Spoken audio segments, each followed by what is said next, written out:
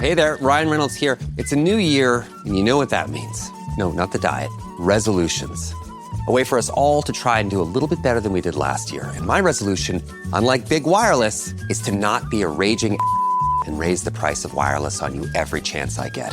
Give it a try at mintmobile.com/switch. $45 upfront payment required, equivalent to $15 per month. New customers on first 3-month plan only. Taxes and fees extra. Speed slower above 40 gigabytes on unlimited. See mintmobile.com for details.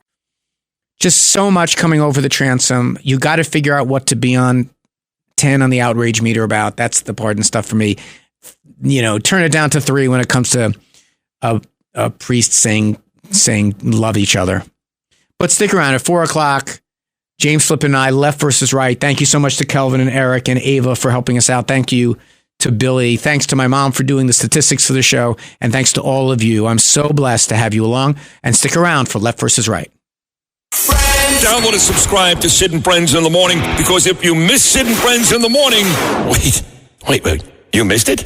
You mean you didn't hear it? Why didn't you hear it? We had Craig Carton on the NFL playoffs. Curtis Sliwa every weekday at 7:15. My first cousin Norm Coleman at the inauguration. Judge Janine Pirro telling you President Trump gets an A+. And we had Bill O'Reilly on Trump's pardons. So do yourself a favor. Listen to the 6 to 10 thing. Sid and Friends in the Morning. It's from 6 to 10. And it's a thing.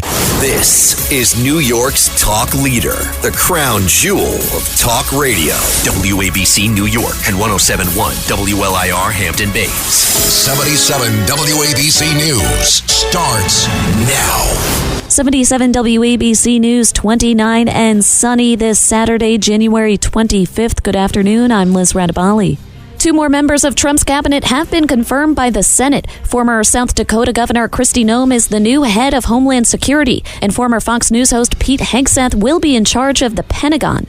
2 major companies say they are keeping their diversity, equity, and inclusion programs as others roll efforts back. Costco and Goldman Sachs both seem to be keeping their DEI programs in place, while Target, Walmart, Meta, and McDonald's have all dropped their DEI-related pledges. Now your forecast from the 77 WABC Weather Desk. Tonight and overnight going to be cloudy, low of 28. Tomorrow, partly sunny skies, high of 38.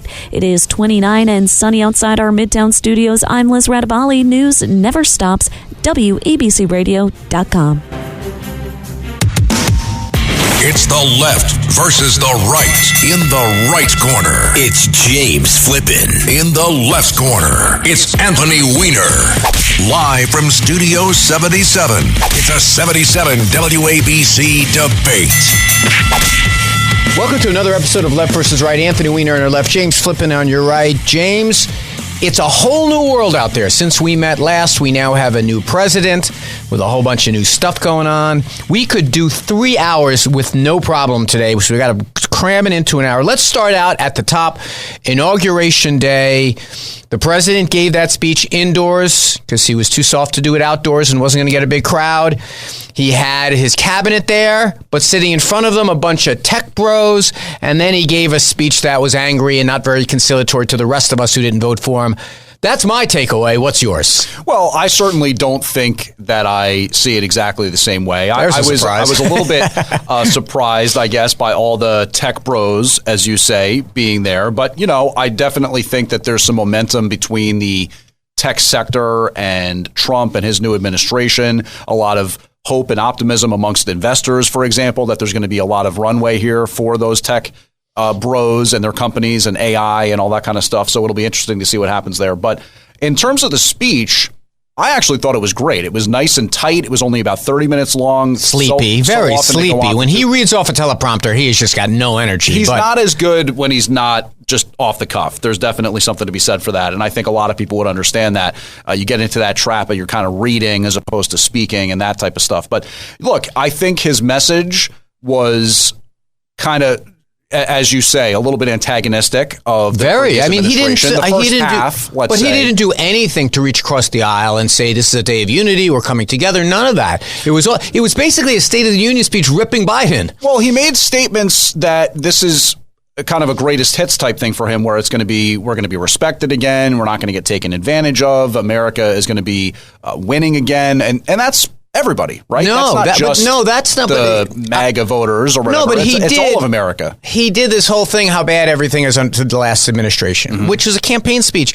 This is a very special speech in American history, in American iconography. What makes you say that? Because it's always been one hand that gets elected reaching across the aisle to the people that didn't vote for them to unify the country. What happens if they make that kind of speech and it's complete BS, like when Biden said that he was going to aim to unite the country and that did absolutely nothing? Hey, I'm not saying that a speech is a panacea for all that ails us. I'm saying it's a sign of class. Okay. It's a sign of dignity. It's a sign of respect. Remember, most of America did not vote for this guy. Sure. Well, but at the same time, he won the election, and that's the key. And he's laying out what his agenda is going to be and how he's going to aim to accomplish certain things while in office. Now, if that's not your cup of tea for the inauguration speech, it wasn't the cup of tea for Democrat or Republican presidents in American history. We have a long, proud, nourishing tradition of using that day, except when your thugs, try to stop it from happening, using that day to unite the country, bring us together again after a tough election. He thinks he's still in campaign mode. Look, he sat there. He stood there for 12 minutes of droning on like he was sleepwalking through it because he was reading what Miller wrote for him. And it was relatively easy to say to the rest of the country that were not his supporters, here's what we have for you. And what we have for you is a hand of... What's that supposed to be? What is that you're offering to the left in terms of their political agenda? No, not the left. The majority of the country that didn't vote for him. What is it that you're supposed to offer? You're supposed to offer a message of unity because we are the, wait for it, United States of America. If you don't respect that principle, join your cult leader. He doesn't either. You don't have to like his policies or agree with his policies. The mandate says that those are the policies that are coming. So when he lays out what his agenda is going to be... What? Yeah, winning the national popular vote. Yes. What mandate was that exactly? Yeah. How was it? 1.3%. Was it also a mandate? You can nitpick if you want to. Call it a mandate. The victory, whatever it may be. People are sick and tired of the unfettered access to the southern border. That was shut down day one. People are very upset about the growth of prices.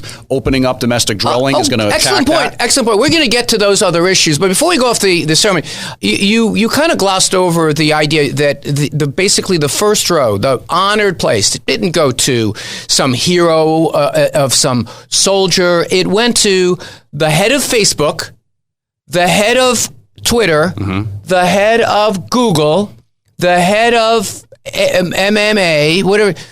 Do you think, you, Mr. Republican, regular libertarian guy, these are popular or iconic figures in American life? These tech guys that 5 minutes ago, until your cult leader told you otherwise, you hated? You hate Zuckerbucks. You've called him Zuckerbucks more times than I can remember. Well, I think that there's definitely a desire amongst the Trump administration to kind of get in the good graces of what's coming for the economic future of America. We just saw that with the infrastructure investment that's coming on behalf of AI. I'm asking you. Do I have any problem with who is sitting there? No. Did you have that? I never once noticed before whoever was sitting in certain rows. Right, the cabinet officers are in the back row.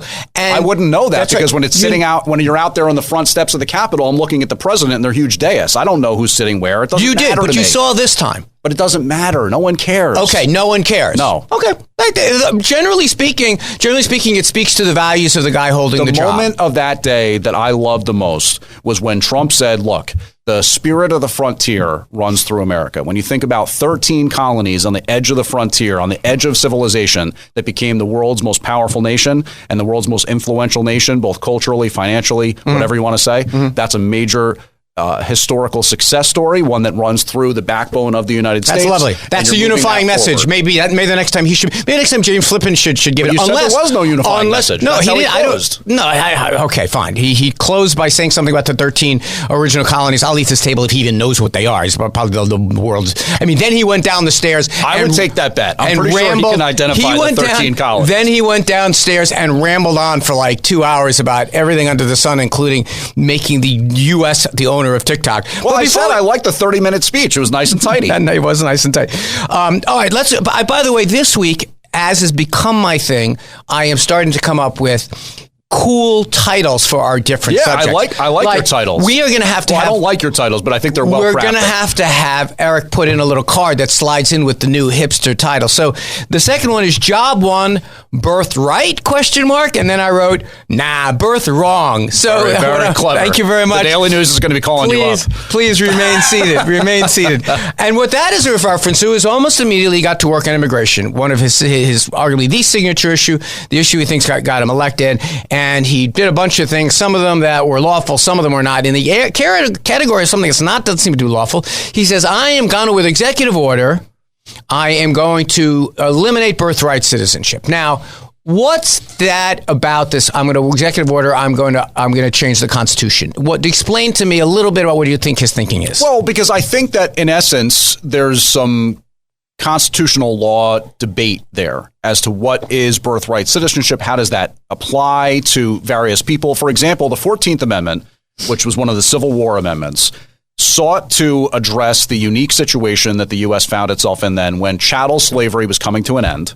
And tragically, heartbreakingly, historically, we know slaves were not considered people. They were considered property. So what do you do with people, humans, that up until this point have not been subject to the jurisdiction of the United States? They said with the 14th Amendment, boom, this is how we're going to do it. Anybody who was brought here against their free will and their descendants qualifies for citizenship. They are, in fact, citizens of the United States. So the question then becomes, what happens if mom and dad, in this instance, migrate to the U.S. while mom is pregnant and they did so illegally, but the child is then born here in the U.S.? Wouldn't you say under the 14th Amendment that child is a U.S. citizen? Some people say yes. Some people say no, because the parents in that hypothetical scenario would have been subject to the jurisdiction of, you name it, Ireland, France, China, South Africa, whatever you want to pick. There's already a jurisdictional precedent that they're subject to. So it's an interesting question that'll go all the way to the Supreme Court. Well,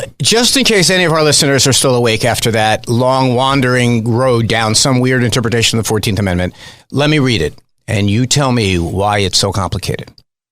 All persons born or naturalized and subject to the jurisdiction thereof. There you go. That's the key. That phrase is key. Subject to the jurisdiction thereof. They are. That means anyone here who has to follow the law. Come on, settle down. I don't know what you're hanging your hat on. Anyone here has to follow the laws. Are citizens of the United States and of the state wherein they reside. That's what it says. All persons born or naturalized and subject to the laws of our country are citizens of the United States and the state where they reside. That just means that if you are a foreign, that part is if you're a foreign national who is in an embassy or something like that, it's not subject to our laws. But if you're subject to our laws, which they all are citizens of the United States, there's no controversy about this. Never has there been a court. So you're saying it's going to be a 9-0 decision when it gets to this? No, I mean, I don't. You know, the lower court basically laughed at the lower court already when they enjoined this, said, one, they said it's ridiculous, but two, they said any lawyer that put pen to paper on this knew it was not lawful and laughed them out of court so far. Now, you want to tell me that the wholly owned subsidiary of the Supreme Court, which is lawless at this point, will shred the Constitution again? Yes. So you've got no problem with some lefty judge in Seattle saying that this is the law of the land, but you're objecting to the 9 judges. Hold on a second. Hold on. Let's focus on what it says. And I asked James Flippin and Anthony Weiner. Those are our names right there. And you said, "Oh my God, it's so freaking complicated." And I read it. No, and if we have laid out exactly where the argument's going to hinge on. There is no hinging. There's no argument. No court has ever held what you're saying. You might find it in some. Again, you are really good. One of the reasons you're good on this show, and generally a good person. I think you're a nice person. Thank you. I feel the same. One of the things you're good at is climbing into the darkest crevices of the internet S and saying, "Oh, look at this! I found some fecal matter which I can carry into the show today." I'm reading from the Constitution, something that I don't know. James Flippin used to say back in the day before he was following his cult leader. He used to describe himself as a constitutionalist. All persons born and naturalized and subject to the jurisdiction thereof are citizens of the United States and of the state wherein they reside. Do you know how long this has been on the books? Since the 14th Amendment, okay? So, and it hasn't been... like 150... It hasn't been challenged past the joke at a neighborhood bar. And now your president, by the way, who thinks he can do it with an executive order. You know, you guys have to go back and watch Constitution... What was that on Sesame Street? On Constitution... Constitution Rock? No, you're talking about Schoolhouse Rock. Schoolhouse Rock. Yeah, that's about the level that your team seems to understand this. But all right, we'll see what winds up happening because it's just one of many things that he's. One thing I'll just add to the discussion is that the U.S. and Canada are basically the only two nations that continue to honor so-called birthright citizenship. And the reason that it's controversial is because there's such a thing as anchor baby, where basically families enjoin to have their child become a U.S. citizen by more or less migrating for pregnancy or giving birth, and then the family is more or less tied to the U.S. in some lawful way. How are you going to support the entire family? Yes. So it's a sticky issue. It's some constitutional. Things you don't like about the Constitution. I'm not surprised you don't like the 14th Amendment. You guys don't seem particularly fond about black people. You don't seem particularly fond about people having equal protection of the law. You don't seem to like the 14th Amendment. You don't like the part about insurrection in there either. You don't like the 14th Amendment. You don't like the Constitution. I get it. There's only one party left that really does. So to be like, I don't like that part of it, that people get to come here and be citizens. Yeah, I get it. You don't like it, and you think that if you elect one guy to lead your cult, he can, with a stroke of a pen, amend the Constitution. The key is to know that if you are in a democratic jurisdiction, you can just choose not to observe certain laws, like being a citizen of the United States and how that's required for certain instances. That doesn't matter in places that are sanctuary states, sanctuary cities. It also isn't required at the Gap. You're going to say that the Gap is not an American company because they don't check people for their papers when they come in? When they go into shop? Yeah. I don't understand the comparison. You're making some point that, the New York is so weird because they don't check people's papers as they're walking the street. Neither does Missouri, my brother. Well, they actually have said that you're not to even interact with or work with immigration and customs officials to enforce the law. So yeah, it is basically picking and choosing what you're going to No, that's not true. They're all tell me what other federal laws the state of Missouri follows. The state of Missouri follows Missouri law. The state of New York follows New York law. The state of Florida, if the federal government wants to come in and enforce their own laws, they can certainly do it. That's why we have federal courts. As much as you try to make it seem, interpretation. Unless you try, see, this is the problem. It's so deeply ingrained, the rhetoric of these campaigns, you don't realize it's wafer thin. Like, they're not cooperating. What do you mean cooperating? No, the ABC studio isn't cooperating. It's not our job to enforce the laws. It's not the job of New York beat cops. It actually is the job of New York cops to enforce the law. It is not the job of New York beat cops to enforce federal law. That's not the way it works. We have the FBI for that. You don't like the FBI. That's the problem. I will when Kash Patel's confirmed. ICE you don't like. Coming this week, baby. Why do you care so much about localities enforcing federal laws? All that the state of New York says is the same thing every other state says, is we're not going to... You have your civil enforcement things we get enough stuff to worry about around here without us picking and choosing which. Next thing you want them enforcing FCC laws and kicking us off the air because I beat you like a rented mule every week. I don't think we're going to quite do that. Violating violence statutes. We only have about a minute before we have to go up and get serious. I thought, here's my third one. Actually, you know what? I'm going to do the title. Yeah. I'll do the title. It'll be a tease. And then actually, we have a couple of minutes. Okay. Job 2. Make America cheap again? ? Tariffs, NDV tax credit, and throwing out undocumented workers. All of those things are going to make life in America more expensive. How do those two things fit together? Well, I'm wondering, is that, just to understand the headline in and of itself, is that cheap a double entendre? Like, are you saying like not just lower in price, but shoddy and bad? No. I meant that he keeps saying, I'm going to bring down inflation on day one. Mm-hmm. All right, day one came, and he did nothing but do things to raise prices.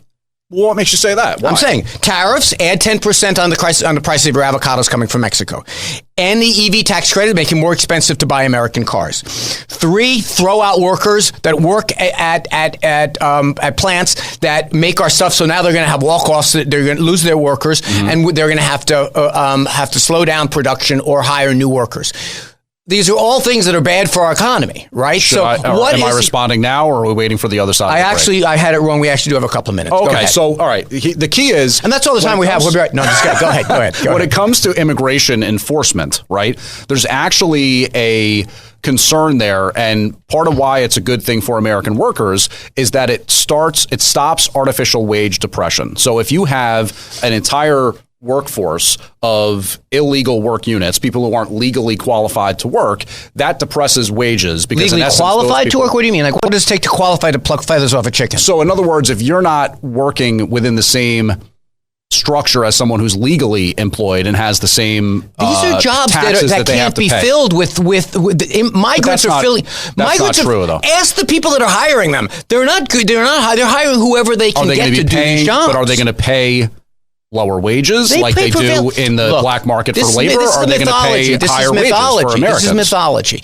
There's all of the laws about minimum wages and work conditions all exist in these big factories. These are not tiny places. Tyson has 2,500 people, they estimate, that are probably working on fake Social Security numbers because they can't get anyone else to pluck their chickens, right? So once those people get thrown out, this idea that, oh my God, there's a whole bunch of chicken pluckers out there that are all lily white who are going to walk into those jobs. That's not the way the economy works. Mm-hmm. You believe in the marketplace. The reason these jobs are getting filled up with those people is they're willing to pick the strawberries, pick the almonds. That's why we've had migrant workers forever. Well, again, you do have the discrepancy between immigrating to jobs and immigrating to welfare. So you've always had that discrepancy that was made by economists such as Milton Friedman, who said, if you're going to have the ability to illegally immigrate in order to work jobs, you also have to take away the benefits. You don't get welfare when you're here now without documentation. You can't apply for welfare. That's such a myth. That's the key. Like, what is this? The left and Archie Bunker? That's a myth. No one goes and applies for welfare without documentation that they're citizens. So what's going on? What's been going on in New York for the last 3 years? The only difference about New York, and I have to explain this to you one more time, I'm going to put a gun in my mouth. Mm-hmm. The only difference in New York City is New York City, by the way, is where migrants disproportionately want to go under any circumstances. Mm-hmm. But we have a law in this city that no one else has. It's actually a consent decree that requires us to provide them housing. That's it. They have that. As a result, we have less street homeless than they do in California. So you're saying that there is no such similar crisis of spending in, let's say, like Denver, Colorado?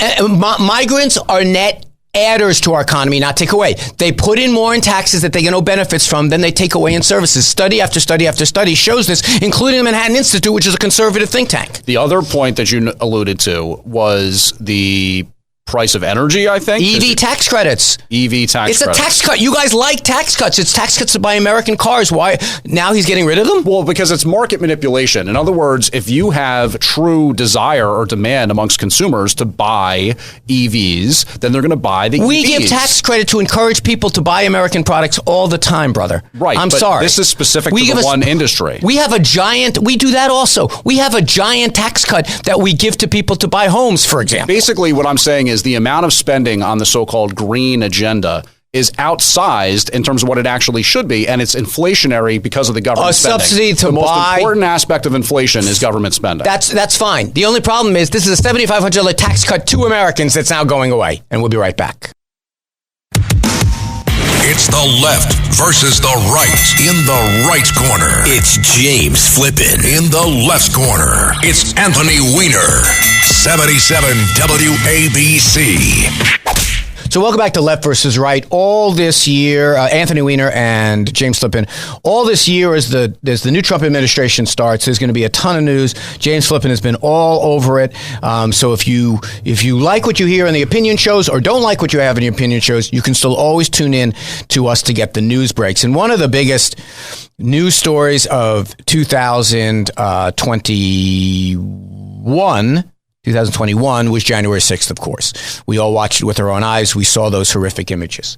It's taken a while. Some of the cases are still going through, but basically Donald Trump said that we're ending all of the cases around that day. 1,600 some odd people got pardons or commutations.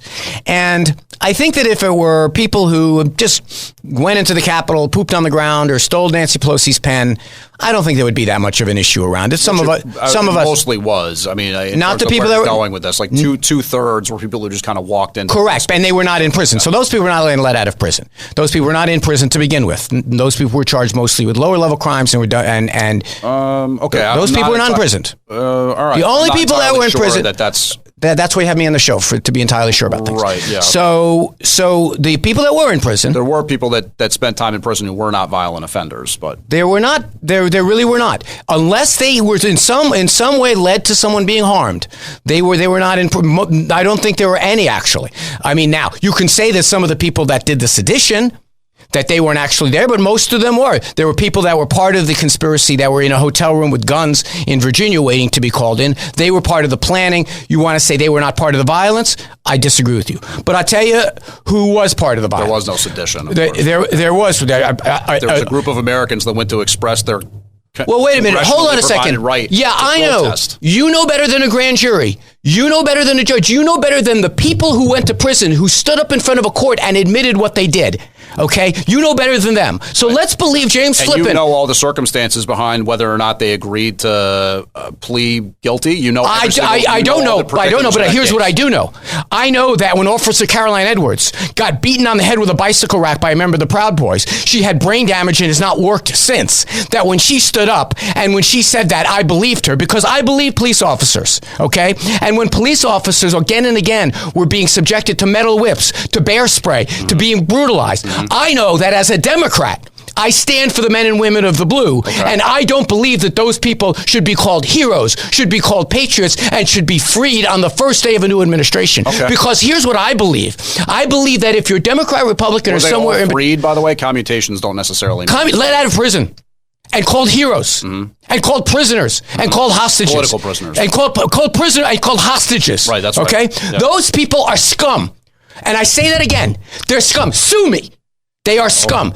These are police officers, and I don't want anyone ever to call themselves a Republican or conservative and say, our party is friends of the police. When the scum that beat the crap out of our police officers, when the whole world saw it, are now walking free. And not only are they walking free, they're saying, I'm going to go get guns. I'm going to go exercise my right. I'm going to walk around the Capitol as if I own the place. The same exact officers that protected your cult leader and all of the sleazeballs that supported him with buying Bitcoin that he put out, or meme stocks that he put out, or Nikes that he put out with his name on them. All of those sleazebags. I'm not done. All of those sleazebags that want to call themselves. Anybody who would dare vote for Donald Trump is sleaze. No.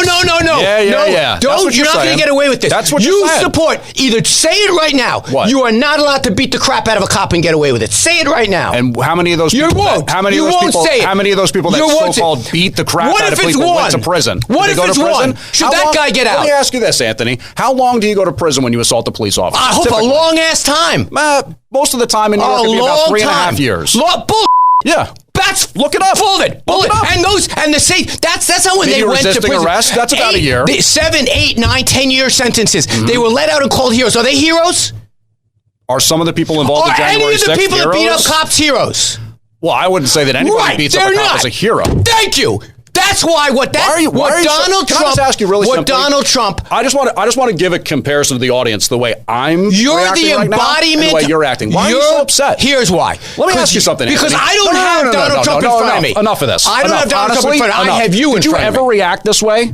After the summer of 2020, and the way cities were burned to the ground, police officers were killed, people were killed. Do you want to do that? Did you ever react this way? Do you want to do? I want to know. Do you want to do assault on cops? Have you ever done that? Do you want to do assault? Do you want to do assault on cops in other circumstances? I'll be glad to do that. Did anyone ever call them a hero? Probably not. How many of those people? Oh, yes, they did. Did my president? Yes, they did. Your vice president raised money for them. Yeah, that's a very different. Money for them. How is that different? How is that different? You think it's the equivalent? Someone in prison for protesting and beating the crap out of a cop. The only reason you care about it. The only reason you can't even say it. The only reason you care about January 6th is because it happened in your precious U.S. Capitol. No, it happened to police officers. Federal D.C. Those police officers. I worked with those police officers. Let me tell you something, They put their lives on the line for you and me, even though you aren't worth it.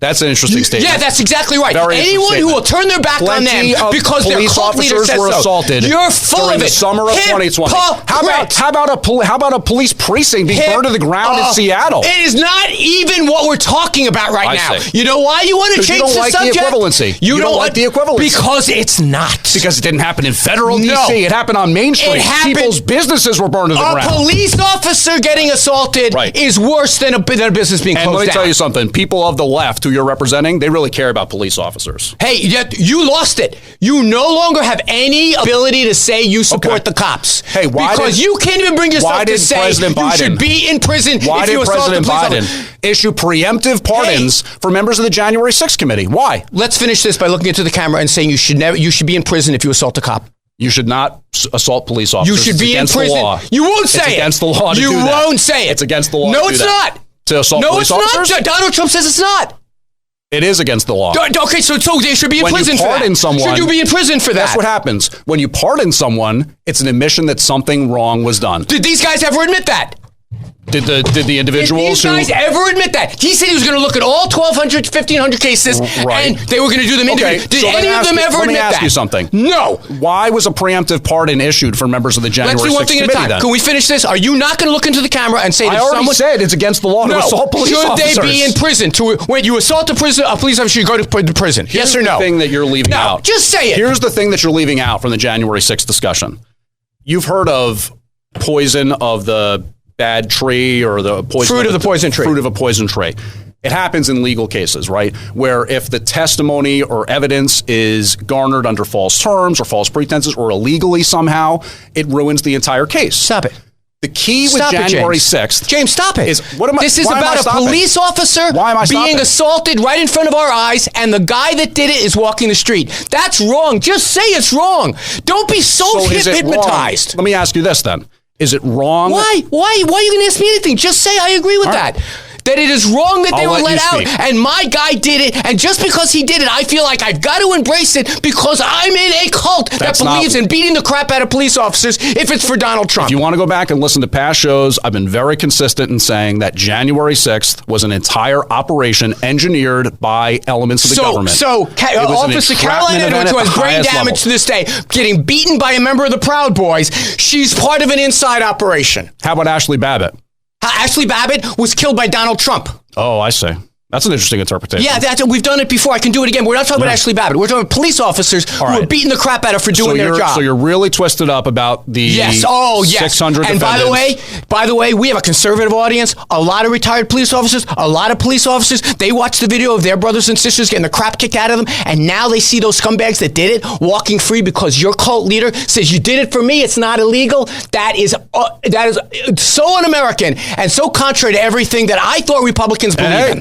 If those former cops or certain type of way, whatever, if they have their political mindset changed, that's on them. Their political mindset. This is not politics. Are you going to respond? Oh, it's all politics. This is about cops getting the crap beaten out of them. When I stood up for for September 11th victims, a lot of those people, those firefighters and police officers, I think that's what their freaking party was. Are you going to respond to President Biden issuing preemptive only if I'm sure you're not. I want to give you one more chance. And then I'll be going to talk about Biden. I'll give you one more chance to look into the camera. Whatever it is you want. I know, that's it. Because your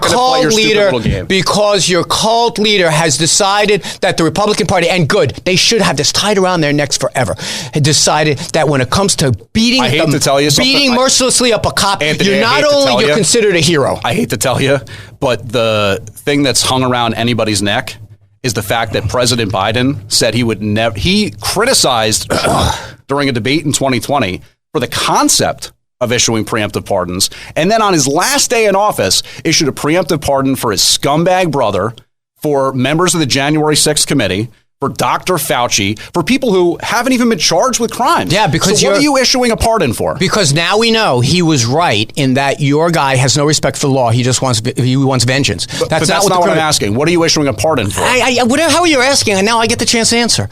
They turned out to be right that they needed to protect people from a guy who is a megalomaniac who believes that the judiciary is not about right and wrong. It's about persecuting and prosecuting your enemies. Now, I don't like him. I don't like the idea of preemptive pardon. I don't like any of that stuff. But to be honest with you, it's looking more and more like Joe Biden was exactly right. That your guy, for example, That's hilarious. Yesterday on Friday, Donald Trump took away the security detail for Fauci, right? Right. Now, he took away the security detail from the former Secretary of State in his administration, who intelligence said was being targeted by Iran. Okay, he doesn't care. He doesn't care who he gets hurt. He doesn't care who he persecutes. He believes that the federal government is his little militia. And you know what? You used to not believe that. Now you do, because as of January 21st, your cult leader is in charge, and so naturally you're wandering around like you're in a daze, and everything you said you believed in. You don't support cops anymore. You believe that corporations should run our country. I used to think. And yet you seem to have no problem with the entirety of the leftist political sphere losing their minds over the concept of a preemptive pardon 4 years ago. And now it's all good. Nobody lost their mind. I don't even know. Look, can I tell you something? Oh, nobody? Really, Anthony? I could show you like an 8-minute-long clip of news organizations where they had entire segments dedicated to how problematic a preemptive pardon would be. Donald Trump. But now it's fine because your cult leader did it. Donald Trump is a whore. He sold pardons last time.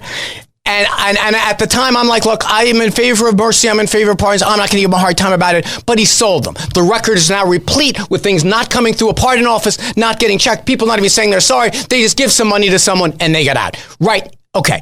The president has Donald Trump has now for the last 3 years said, I am your vengeance. I'm going to prosecute these people for doing their job. Prosecuting a member of Congress for being on an oversight committee is insane. Prosecuting Fauci for being a doctor is insane. Dr. Fauci lying about grants given to the Wuhan lab via the NIH Institute and also suggesting that there's definitely no lab leak possibility and all that, lying about that. That's not his job. It is his job. Oh. It is job, but there's no other crimes. You didn't define a crime there. I say. Lying and lying to a congressional committee, that's not a crime anymore? If you think something's wrong, doesn't make it a lie, James. Okay. But now, okay, so you're going to go prosecute the guy for doing his job. How about James Biden? Why did he get a preemptive I don't think he should have do pardons for his family. Oh, okay. However, it's pretty clear now, after watching your president say that we believe that people who beat up cops are heroes, that he is so twisted, so demented that he's going to use the judiciary for all the wrong reasons. Are you also suggesting that all the different people that President Biden pardoned, some of which were murderers and rapists, that he thinks they're all heroes? Is that just by issuing a pardon? That's actually good. I hadn't even thought of that. You're exactly right. That someone's a hero? You're exactly right. The president, Donald Trump, pardoned the founder of Silk Road, who the evidence showed tried to have 5 people killed. And he ran a website that did you're talking about Ross Albright. Ross Albright that did human trafficking, drug selling, and selling of weapons to terrorists. Well, he established the website. That guy, that's exactly right, and was aware that this was going on and facilitated it, including trying to kill 5 people, put out contracts to kill 5 of his competitors. That guy is now going. I'm sure you think, that's brilliant. I think that's great because we, the Republican Party, we're now the drug dealing party. No, actually, I think Ross Albright, all he basically did was establish a website and exercise his free speech rights. And in essence, because the internet is like that, people used it for bad means. And he was aware of it. And he was punished for that. And he was aware of it. That's not fair. That's simply not fair. Most people actually feel the same way from a libertarian perspective. Hold on a second. When you set up, hey, it certainly is. It certainly is among that little niche. This guy is a hero to some people who believe setting up a drug and terrorist network that allow people to then trade things so that we can't stop terrorists, or we can have human trafficking, or we can have murders for hire. Yes, the federal government, believe it or not, that's an overly simplified aspect of the nuance surrounding the internet and freedom and privacy. We talked about it with TikTok. It was 11-week trial. This is all in evidence. This is not a new thing. He was found guilty. We have laws. He violated the laws, and apparently, not such a bad law, even though the guy did human trafficking on that site. All right. Well, anyway, I hope you've enjoyed this nitpicking of the pardons that Trump handed down. Since there really wasn't any scrutiny provided by Anthony regarding the Biden ones. You just wait. Let me see. The next time, I wait. Tough on crime, James Flippin. Tough on crime, Republican Party. Back the blue, James Flippin. If you show up in this room for the Back the Blue ceremony, I'm going to walk in here and ask for a show of hands how many people think beating up a cop is okay. Okay, and I just can't wait. I just can't wait for the truth regarding January 6th to come out. Yeah, if you doubt it, you can go look at the video of Caroline Edwards, police officer, getting hit in the head with a bicycle rack by a member of the Proud Boys. I said what I said. Yeah, it's what you wouldn't say. Looking forward to the truth. It's what you wouldn't say that's even more telling, and we'll be right back. It's the left versus the right. From Studio 77, it's a 77 WABC debate. 77 WABC. So welcome back to Left versus Right. Anthony Weiner on your left and James Flippin on your right. All of the programming here can be found at the Red Apple Podcast Network. My show, The Middle, which you just heard, James Flippin comes in with cuts and also helps out during the week and also has been filling in a great deal. And who knows, Morano's talking about running for office, Weiner's talking about running for office, and Sliwa, a lot of my mail is, we don't mind seeing you go get Flippin in there. We're going to have half the station filled up. It's going to be, dipping out. Listen, I don't know if anyone upstairs listens to me, or all I know is that a lot of the people that listen to our show. Any developments there on your behalf? Nothing, no news. So I do want to say, I was about to lob something in here. I get a lot of comments that people listen to the middle and listen to this that say that you're their favorite host because I seem to let you talk, except for that last segment. That was a bad example. But anyway. Sometimes you let me talk. You can tune into all that stuff. So, speaking about having thoughts, the Bishop of Washington, she runs the Washington Cathedral, Bishop Miriam Budd. The right bishop, right? Or something like that. Is that something like that? I was thrown off by that. What is the sect? Capital R. I don't know. It's a Episcopal? I think it is Episcopal. I think it's Episcopal. Yeah. I don't know. Like Catholic Light, I believe. Careful. We've offended enough people on this show already. I don't want to bring the... I could say that as a Christian. I don't bring the Episcopalians into this. Anyway, so they have a beautiful service at the National Cathedral, which is a beautiful building. I think it was one in honor of the new president because he's not much of a churchgoer, but he was there and the vice president was there. Anyway, none of the service got a great deal of attention until Bishop Budd had a few words to say, and she basically said, hey, listen, go easy on our brothers and sisters who are gay and transgender. They're living in fear. That's a funny way of putting it. Actually, you're right. You probably know more precisely. Why don't you do the setup? Because I'm just summarizing that she basically said that migrants are scared right now. There are a lot of people out there that are worried about what kind of and go easy on them, kind of. Well, why don't you do the setup? Okay. First of all, I would just like to note that President Trump has been very open in discussing that he is a man of faith, that he is a Christian. I have no idea. Yeah, he was selling Bibles during the campaign, so I'm sure he's. That's true. I have and when asked for his favorite Bible verses, I like all of it. Old and New Testament, yeah, those two. I have no idea how often he goes to church. I really don't know. He doesn't. But that being said, the bishop, in essence, kind of had, a captive audience, right? She's the one up at the pulpit. She's the one who's speaking. And respect and decorum would require that you sort of just sit there and listen to what's being said. Correct. And you would expect as though it wasn't going to be a targeted political attack like you might hear on MSNBC or CNN, but that's exactly what unfolded. She more or less attempted to embarrass the president, attempted to shame him, attempted to make herself a media star, which it seems like that's what she's doing. And if you go back to 2020, when there was rioting going on in Washington, D.C. amid the anger at the death of George Floyd, you had video of this Bishop Buddy, on camera wearing her black mask saying we need Trump out of office. We need to eliminate Trump, take him out, get him out of office. Eliminate, I shouldn't use that word because she said we need to remove him from office, that type of thing. And, so she's a political operative. She's a political operative and she uses... What's the problem you've identified? I don't understand the problem that she spoke her mind. Well, I mean, speaking someone's mind is certainly always fine, totally right? Fine, right? Speak your mind, but it's just that it was highly unusual, rude, targeted in its setting. Give me the rude part. I watched it. She was soft in her voice. She didn't yell. You could still be rude by being soft in voice. Trust me. You mean she spoke to the supreme leader honestly and said truth to power? Here's the thing: if she really had a heartfelt message that she felt it was important to deliver, she could have had an audience with Trump in private. Wait, hold on a second. She could have. So you're saying that she shouldn't have said it so loud? Why? There's a long tradition of people speaking from the dais and saying things. I mean, Martin Luther King. We do it all the time. All right. I mean, look. And by the way, if you don't have any objection to it, that's fine. But the president did, because the president is a dandelion. The president is the thinnest skinned man. I objected to it too. I mean, I don't. Why? Think of because myself as thin-skinned. You're totally fine. You're totally fine hanging the 10 Commandments in school. You're totally fine having prayer in school. You're totally fine standing up and waving a Bible as you direct members of the National Guard to shoot protesters. But an Episcopal bishop stands up and has the audacity, says, be kindness to others, and quotes the Bible. And you're like, oh my God. But Anthony, that's not exactly what she was doing. She was more or less saying, your political policies are wrong. I'm going to tell you why they're wrong, and let's go forward with me. As the only one who can speak in this setting, you have to sit there and quietly take it. I'll tell you why you're wrong. Yes, and that's what happens to politicians. That's the way it should happen. That people say power. It's called speaking truth to power. As I was saying. And by the way, as I already said. And you're wrong. You're only wrong if you're going to be mean to people who are transgender and gay. This wasn't in the forum where you would expect those kind of comments. Have you not been to church? Have you not heard of a sermon? Sermons I've never heard a bishop or a reverend or a pastor singling out the person in the front row and attempting to make them feel small, evil, bad, whatever it may be. I've never seen that happen.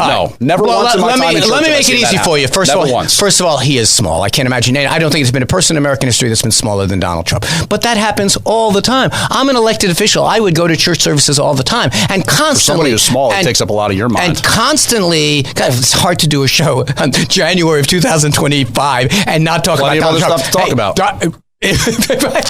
We would have a problem getting this down to 2 hours, let alone whatever. But I don't blame you not wanting to talk about what your cult leader did this week. I'm happy to talk about it. It was humiliating. I love it. But it is not unusual, like this whole idea, oh my God, that never happens. It happens all the time. Churches are places where literally you talk about the Bible, about the Torah, about the Quran, and how the values should be practiced by your servants. Donald Trump is our servant.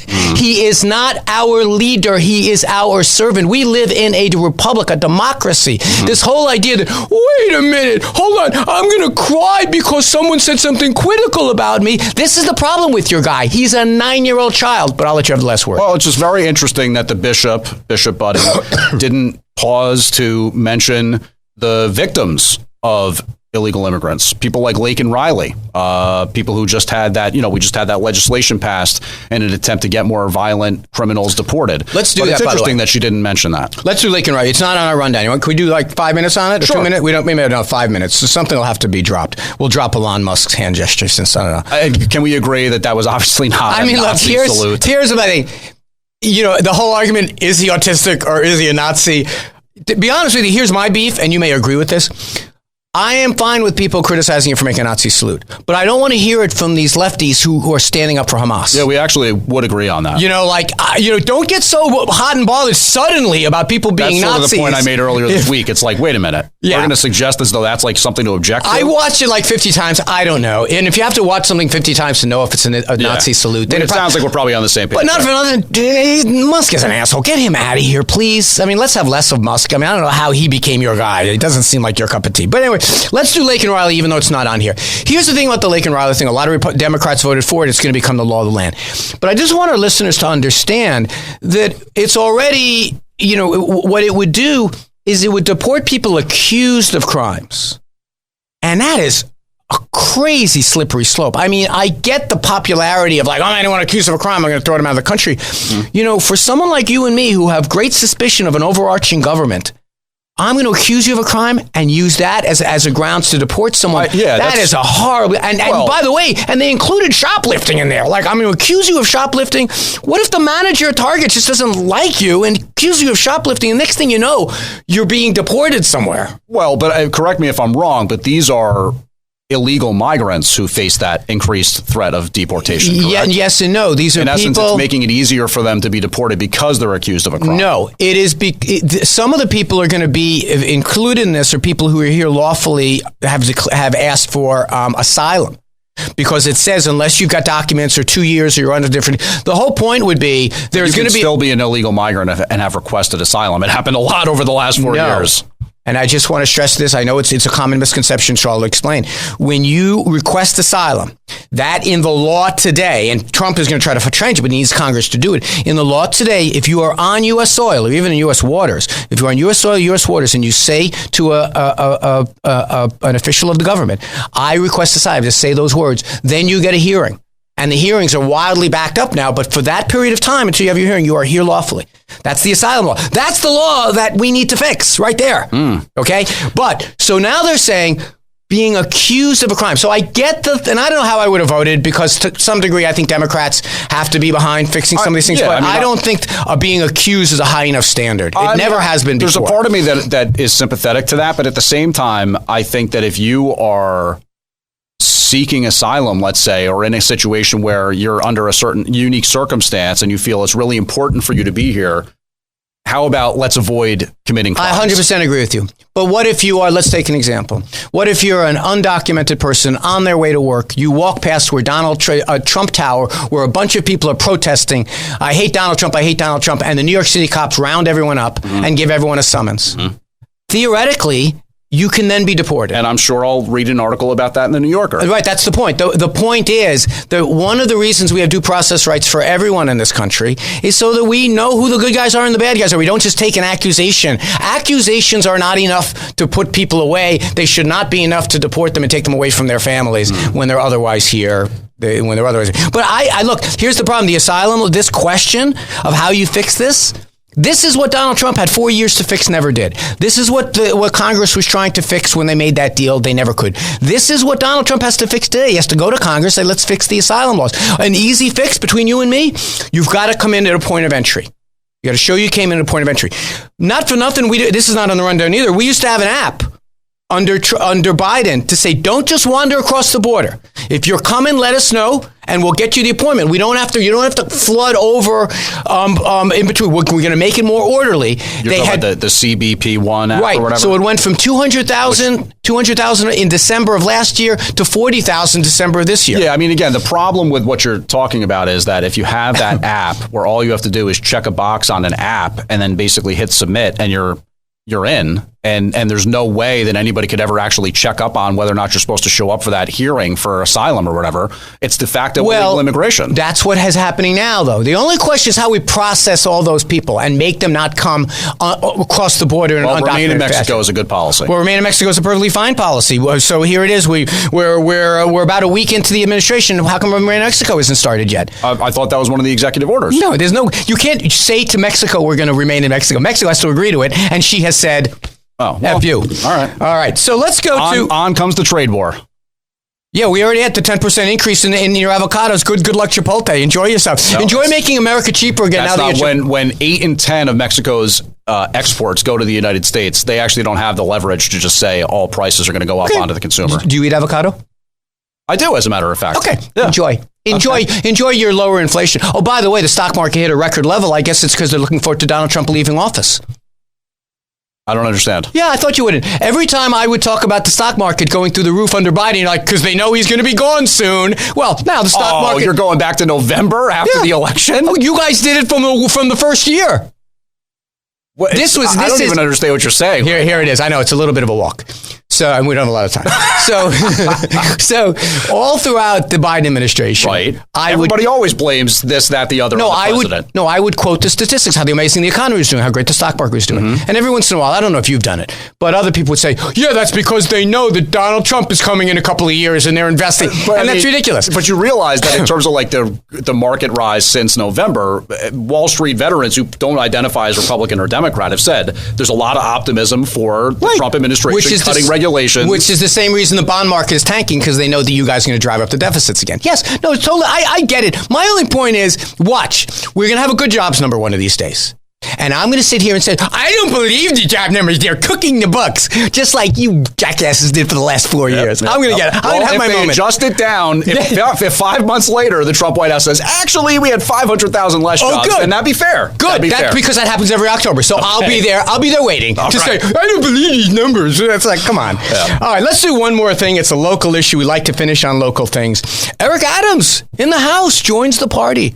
On the day of Martin Luther King's birthday, which was the way most of the country was celebrating, not that your co-leader has gotten another term, but Eric Adams says, here's the story, at 1 o'clock in the morning, gets a call, gets in his car, drives down, sits in the overflow room, is there for the inaugural. Do you have a problem with any of that? I mean, I think what Adams is going through right now is very obvious, very heavy-handed. He's very clearly trying to make political allies with Trump in a bid to potentially secure a pardon. I don't think there's any question that that's what's going on. In terms of Adams, attending the inauguration, I don't really necessarily have any problem with that. I feel like there's a lot of local officials and maybe some local constituents who are offended that he, as the second black mayor of New York City, did not attend those events in New York City honoring Dr. Martin Luther King Jr. But Yeah, I don't know. As far as the intrigue with him, supposedly he wants to be a Republican or all this kind of thing, I just don't think that Adams has a political future at this point. He's done a bad job as mayor. He's under indictment for federal bribery, allegedly. And I think he's at the end of the line. Yeah, I don't have a problem with him going. I don't have a problem with him going, except when you're the mayor of the city of New York, you are a spokesman for urban areas all across the country. That means you stand up for migrants. You stand up for economic development in cities. I don't have a problem going to a ceremony. As a matter of fact, I seem to remember that I went to ceremonies when Rudy Giuliani was sworn in, when Bloomberg was sworn in. I don't think that act is any way offensive. Yes, it was a scheduling thing that he was expected to be other places. And yes, it was transparent as part of his suck-up campaign. That's my beef. My beef about the posture should be, I stand for New York City. I'm not standing for myself, but I don't have any problem with him. Well, I mean, attending the inauguration of the president is certainly standing up for New York City. I guess so. You can stand up for migrants and be against illegal. You know who should have had a bigger role at the inaugural? Who would have really added something? Our own Vinny Medugno. Take it away, Vinny.